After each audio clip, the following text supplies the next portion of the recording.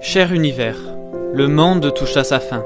L'air est pollué, les océans contaminés, les animaux disparaissent, les économies se sont effondrées. L'éducation a disparu, la police est corrompue, l'intelligence est évitée et l'ignorance récompensée.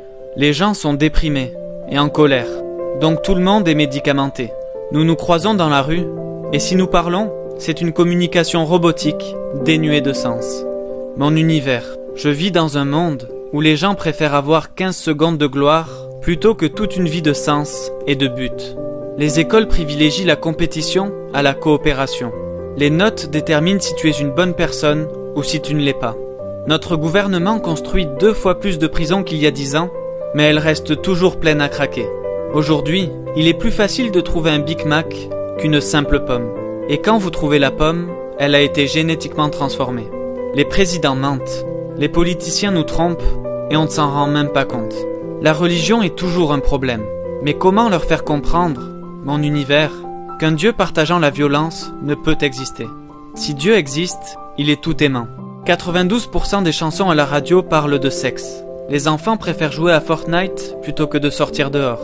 La technologie nous donne tout ce dont nous pourrions rêver, et en même temps, elle nous vole tout ce dont nous avons vraiment besoin. La personne moyenne regarde 5 heures de télévision par jour, et les films montrent plus de violence que jamais.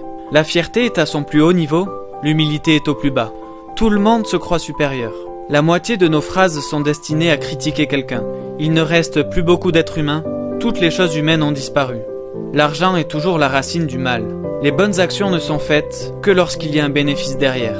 Les 3/4 des vidéos sur TikTok nous montrent les malheurs des autres. Nous en rions et les partageons avec nos amis. Nos modèles d'aujourd'hui auraient été des exemples de ce qu'il ne fallait pas il y a 60 ans.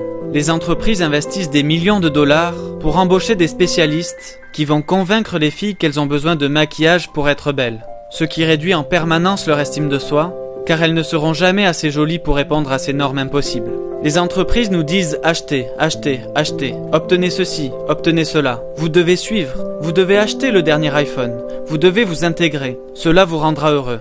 Oui, peut-être, mais pas pour très longtemps. Alors mon univers, que pouvons-nous faire face à toute cette folie? Je pense que nous pouvons aimer, cette force que tu nous as donnée et auquel tu tiens tant.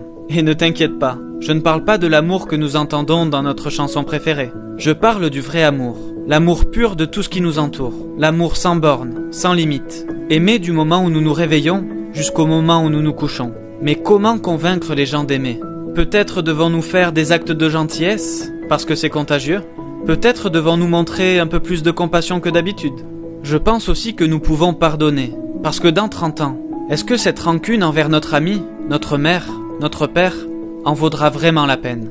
Certains ne reconnaissent plus leurs frères, leurs sœurs, quand ils font preuve de colère, de haine, de cruauté.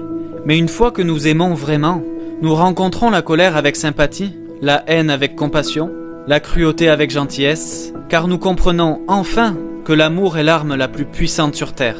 Au lieu d'essayer de changer les autres, nous pouvons d'abord nous changer nous-mêmes. Nous pouvons changer nos cœurs. Robert Kennedy a dit un jour que peu d'entre nous auront la grandeur de changer l'histoire. Mais chacun d'entre nous peut changer une petite partie des événements pour que la totalité de tous ces actes permette d'écrire l'histoire d'une génération. Alors oui, le monde touche à sa fin, mais le chemin d'un nouveau départ commence en nous. Je sais que tu seras là pour agir, mon univers, et je veux surtout que celui qui m'écoute devant cet écran comprenne qu'il en fait partie et que cette lettre est finalement pour lui.